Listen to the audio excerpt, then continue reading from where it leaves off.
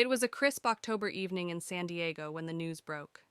Ali Abulaban, a charismatic TikTok star known for his engaging content and vibrant personality, was at the center of a horrifying crime. The juxtaposition of his public persona and the horrific allegations left the city, and the world, reeling. Ali's once lively and upbeat videos had become the backdrop to a disturbing reality. As the sun set on October 21st, 2021, Ali's life took a chilling turn. In the quiet suburb of San Diego, Ana Abulaban, his wife of 5 years, and her friend Rayburn were brutally murdered in their own home. Neighbors reported hearing loud arguments, and then, ominous silence. The discovery of the bodies came the next morning. Ana, a beloved figure in her own right, had been a supportive and loving spouse, and Rayburn was known for his kindness. The crime scene was described as a tableau of tragedy, 2 lives snuffed out by a senseless act of violence. The news spread like wildfire, sparking a media frenzy. The witness describes the suspect as a Middle Eastern male that goes by the name of Ali. Yes, ma'am. My wife and another man were, I found them dead on the couch. Okay, stand by. Please help my wife. Please help. We're good. Okay, hold on, sir. Tell me what you saw when you went in there. I saw my wife on the couch with my other head. I don't know who he is. I don't know him. He's in the grave. Ray? Okay, look. Your wife was shot in the face. Is that what you said? He had the forehead. He had the 2 or 3 bullets in the head. Ali's arrest came swiftly. After the murders, Ali fled, but his brief attempt at evading justice was thwarted when he was apprehended in a nearby hotel. He was found with a significant amount of cash and a troubled demeanor, which only fueled the media's speculation about his guilt. The arrest was shocking, and social media erupted in a storm of outrage and disbelief. The trial began several months later, and the courtroom was packed with journalists, family, and spectators. Ali Abulaban appeared disheveled and somber. I would verbally say things like, hey Anna, do you think maybe we can call it a night, because I'd like to hang out with you before I have to go back to work. I'd like to hang out one-on-one, maybe talk in bed or something, something like that, something intimate. We had sex, Anna, honestly. I don't care. It's been a month. I don't care. Why the do I need to be in this relationship? What do you give me, Anna? Nothing. When's the last time you pleased me? They would get mad at me. Oh, let her, why are you such a party pooper? It's like, it's 3 a.m, I have to go back to work at 8 a.m, it's like. And in the way you're describing it right now, you're using a voice that sounds kind of calm and easygoing, but when you look back, do you recall using like a level of voice or a tone of voice that was maybe a little bit more authoritative, commanding? Yes. To Anna, yes. I would be like, hey, because in the beginning I would suggest it, but then it got to the point where I was like, all right, Anna, come on, it's time to go. Were you getting frustrated? Yeah. We heard from several witnesses who described seeing physical control and violence from you to Anna in the military. There were some general conversations about, seeing pushes and slaps and things like that, and there was a very specific incident that led to your discharge. Do you recall hearing testimony about that? So those are 2 different things, but yes, for the first thing about me pushing her friends. So as far as the friend saying I pushed him, I don't recall these things. Slapping. Her friends? Slapping Anna. I would never do that in public. I never did that. There were times later in your relationships where you put your... I have, yes, but I never did that in public. Let me finish my question. Sorry. There were times later in your relationship where you put your hands on Anna, is that right? Yes. There were times that you punched her? Yes. There were times that you pushed her? Yes. Yes? Yes. There were times that you maybe shoved her? Yes.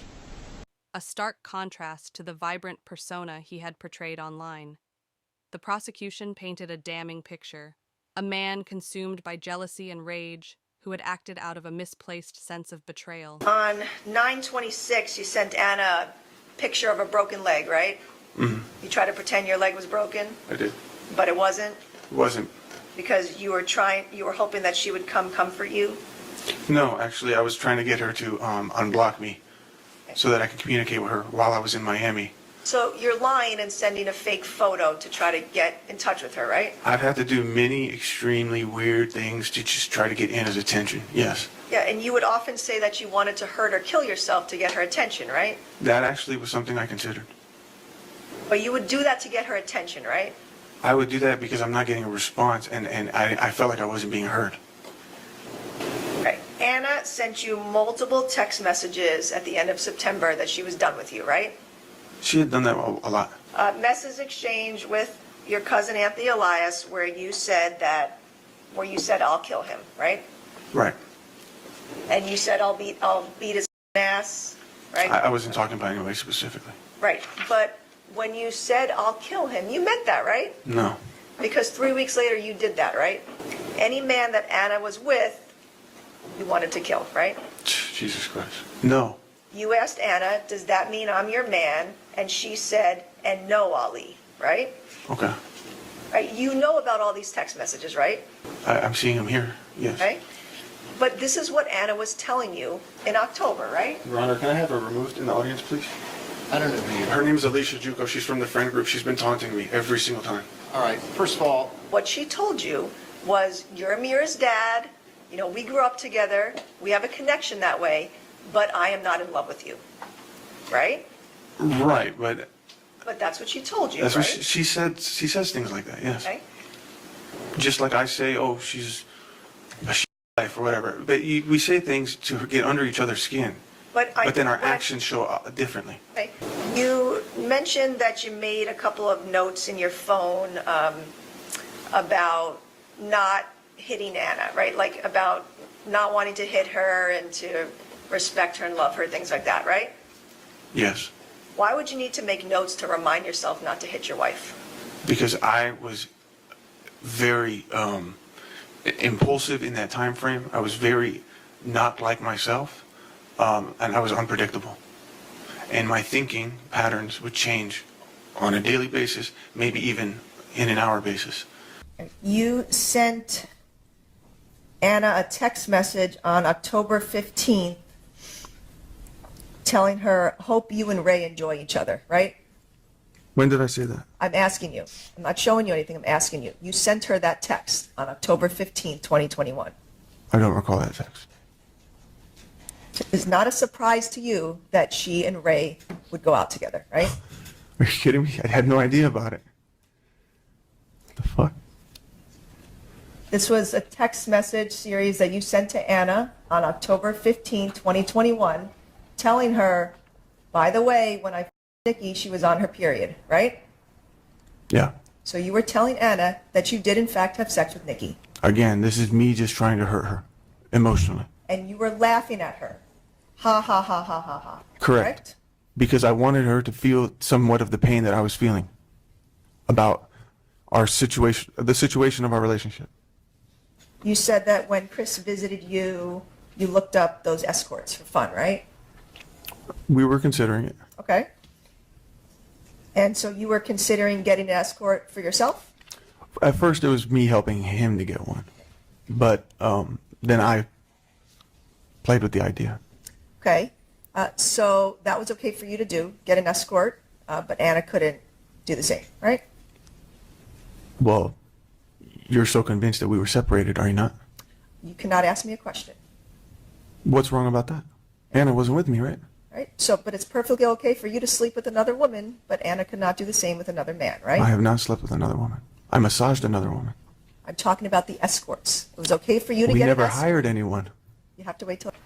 You started searching for escorts on September 6, 2021, correct? Try to remember what I was doing at that time. It's not about remembering, it's about looking at the exhibit. These are the web searches from your cell phone. You were searching for escorts on September 6th of 2021, I don't recall doing that. correct? It's there, but I don't recall doing that. And Chris Faison was not visiting you then, right? No. So there were at least 4 different dates that you in your phone searched for escorts while you claimed to be in love with and married to Anna, correct? That's not even relevant. My love for Anna doesn't change the fact that I was lonely. I was very lonely. She was not in the house. She was gone.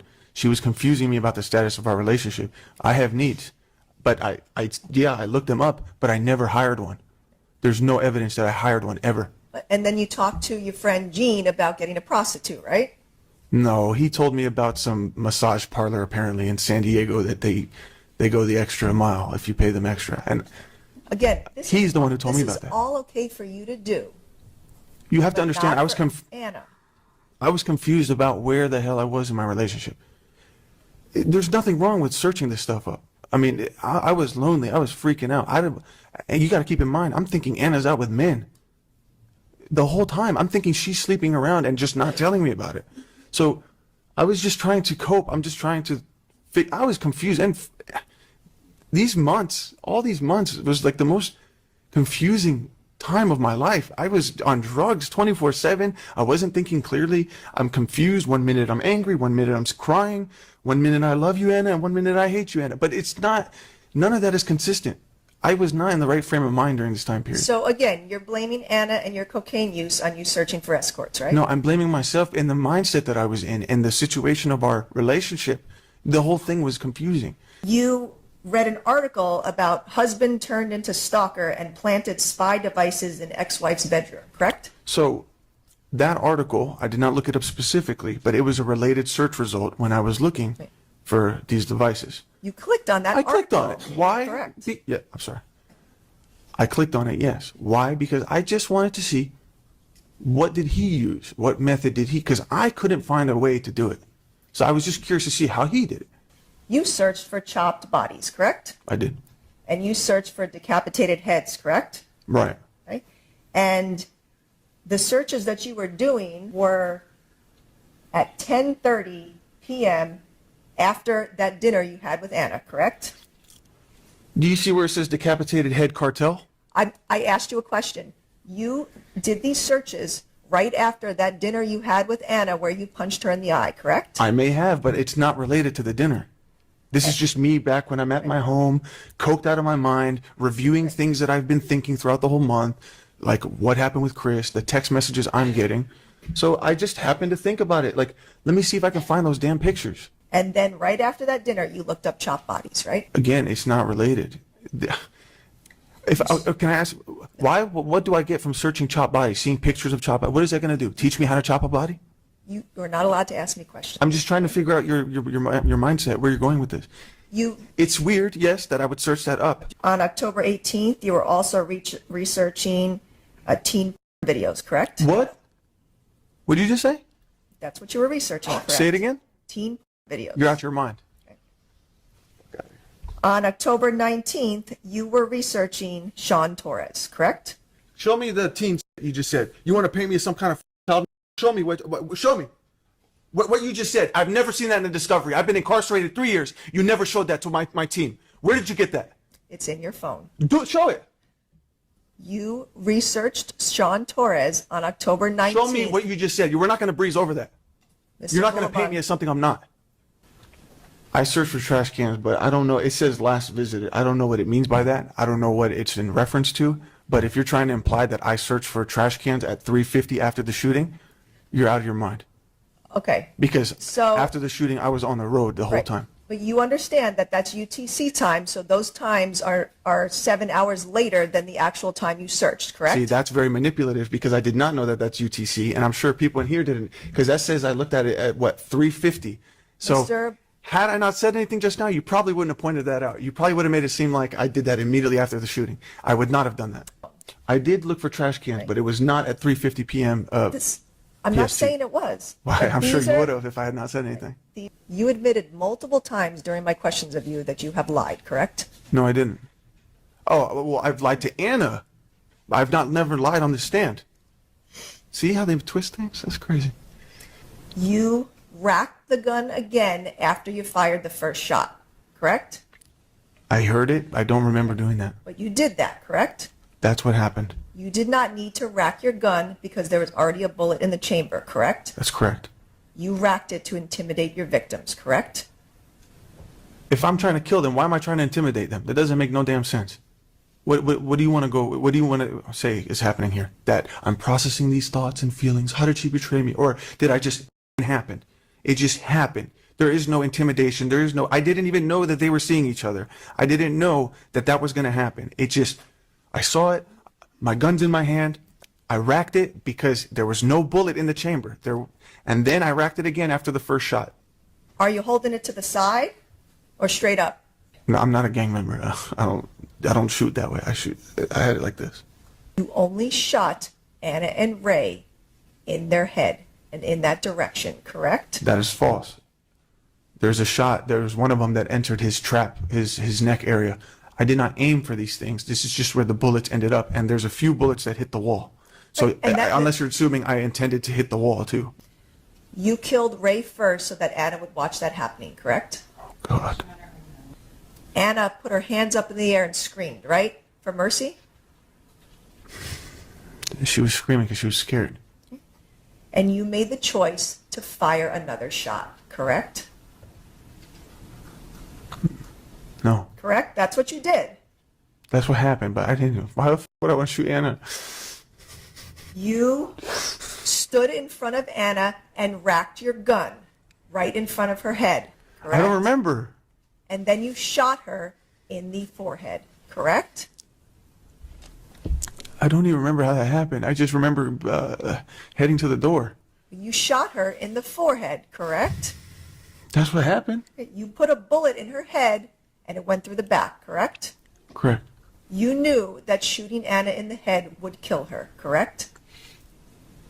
No. You didn't know that? I mean, I know that anybody getting shot in the head, that could be fatal, of course. Right. But there are people who have survived that. But this is not something that I've thought about in this moment. These are not thoughts that I'm thinking, well, you know what? If I shoot her in the head, she's more likely to die. Maybe I should shoot her in the... Nothing like that was happening. I wasn't even thinking. You did not shoot her in the leg or the arm or anywhere else, right? I did not have control of myself in this moment. Before you racked your gun and shot Anna in the head, you said the word respect, correct? I did not. You heard that on the recording I just played, right? I did not. I'd like you to play it again if you don't mind. Play it again.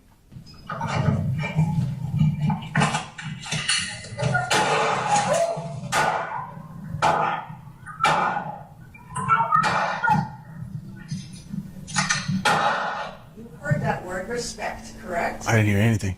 Before you shot Anna in the head, you said respect to her. I did not say that.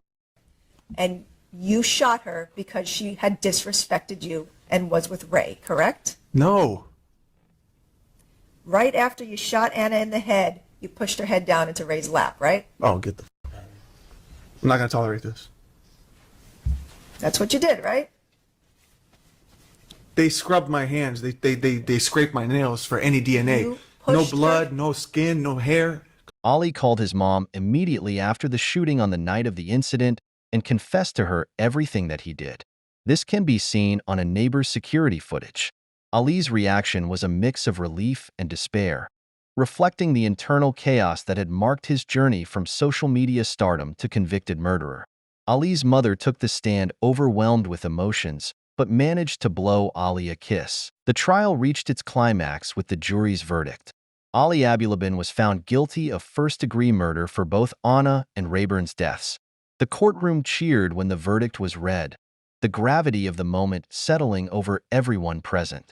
Ali's reaction was a mix of relief and despair, reflecting the internal chaos that had marked his journey from social media stardom to convicted murderer.